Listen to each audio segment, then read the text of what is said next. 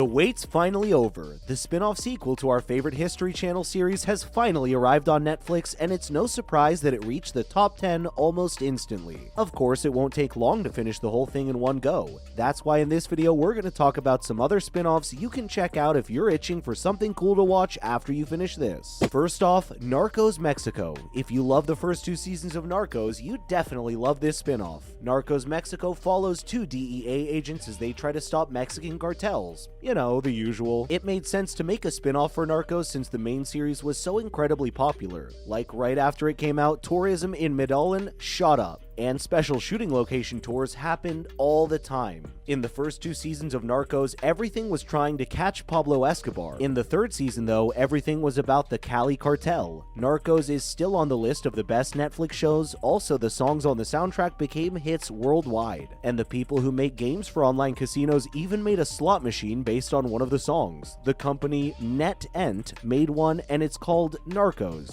Some of the symbols are from the show, like Pablo Escobar and DEA agents. Second, if you love the Salvatores, then you're definitely gonna love this one. TVD's leaving Netflix in September, and one of its spin-offs, The Originals, has already ended. But thanks to the old deal between Netflix and the CW, Legacies should be around for a while. You can watch all 4 seasons of the show about Klaus Mickelson's daughter, Hope Mickelson, right now. Hope goes to Salvatore boarding school with other supernatural teens, but she is the only one of her kind. She is a tribrid, which means she is a witch, a vampire, and a werewolf. The series is about her and her friends' adventures as they try to stop evil and fight all kinds of monsters along the way. Legacy is different from its parent show because it no longer has a monster of the week plot. Even though both Vampire Diaries and The Originals started out as their basic plots in place, they quickly grew and got more interesting. Legacies gets deeper much more faster than either show and has a lot more room to grow.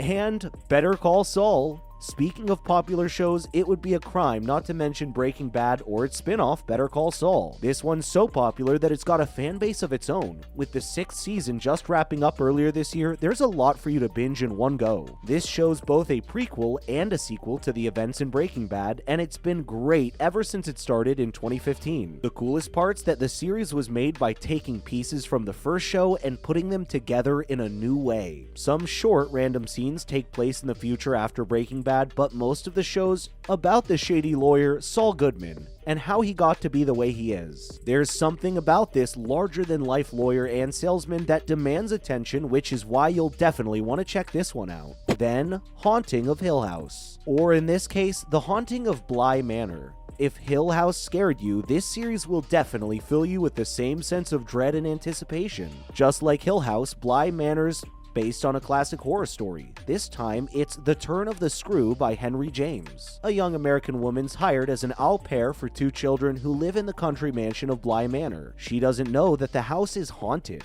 The story of Bly Manor feels more complete than that of Hill House in many ways. The main idea is immediately interesting. A governess moves to a huge, isolated mansion in the English countryside to take care of 2 strange children. You've definitely heard this one before. Right away, she starts to meet people who may or may not be evil spirits. The show's casting is great, especially for those creepy kids. In Bly Manor, some of the actors from Hill House return as new characters in the story. Also, don't forget to toss a coin to your Witcher. The Witcher: Origin of Blood is a spin-off and prequel to the main Witcher series on Netflix. It hasn't come out yet, but we're really looking forward to it. It doesn't have a release date, but rumors say it'll come out later this year. Fingers crossed, since season 3 of The Witcher is still being filmed. Netflix is likely aiming for a December or even Christmas release date instead of season 3. Origin of Blood will take place 1200 years before the main series. It'll show how the first Witcher was made and learn more about the ancient elven culture. It'll tell a story that has been lost to time by showing how the first prototype Witcher was made.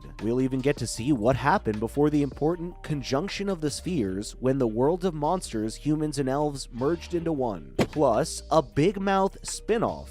Human Resources, the new Big Mouth spinoff on Netflix, seems to be going in the opposite direction, whether on purpose or not. In the first 10 episodes, dozens of characters, both monsters and humans, are quickly introduced, but it's not clear what the show's focus or heart's supposed to be. The result is a show that consistently is funny if you like the crazy things Big Mouth does, but not always engaging on the emotional level that makes Big Mouth so special. It was made by Nick Kroll, Andrew Goldberg, Kelly Galuska, Mark Levin, and Jennifer Flackett. It's pretty pretty different from the structure of Big Mouth, in which the humans were the main focus, with the creatures as supporting characters. This is more of a comedy about work. It takes the best parts of Big Mouth and lets those monsters and creatures run wild. Already the show has been picked up for a second season. As well as Black Summer. This spin-off of Z Nation is fun and different for a zombie show. Like the characters in The Walking Dead, the people in Black Summer are both strong and dangerous in their own way, but unlike TWD, the zombies are still the most dangerous thing. In the show, there's no safe place for survivors, and even when things seem safe, it's only a matter of time before something bad happens. The zombies aren't like anything else. Like in 28 Days Later, the zombies in this show aren't slow dummies with paper heads. Instead, they're people who have become wild. They're not traps or irritating at all, they're hunters who don't sneak up on anything. It's a tense, post-apocalyptic drama series that wastes no time getting to the zombie violence. Throughout the show, characters are made to seem like they'll be long-term survivors only to be killed off. Other characters who seem like they're going to be killed off just live on and show up later or in different episodes. Because nothing's for sure. There's no chance for the audience to take a breath even when it seems like the characters can slow down. Let's not forget City Tales, the first miniseries, which was based on Armistead's Maupin's Tale of the City's book, was a huge hit for PBS in 1994, but it also caused a lot of trouble for obvious reasons. After that, there were two more miniseries, which were less controversial but still kept people interested in the story. Now, 18 years after the last sequel, Laura Linney and Olympia Dukakis are back in new episodes of the show on Netflix. It's not exactly a spin-off, more of a continuation. In this 2019 Netflix show starring Laura Linney and Elliot Page, some of the actors from the original productions are back to play their old roles. There are a few scenes where the story's writing, acting, and bravery comes together to make something raw,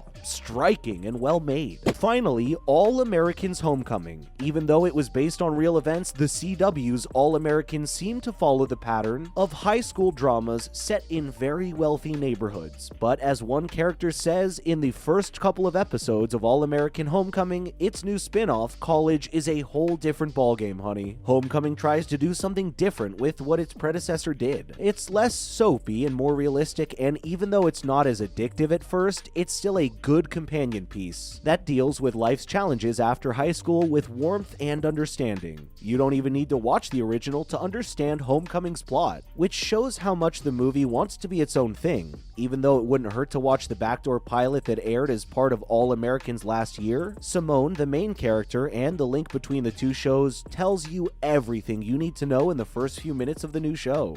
That's a wrap for this video. Which of these shows will you definitely check out? Let us know in the comments below. Make sure to give this video a thumbs up and subscribe to our channel for more videos like this. See you in the next one.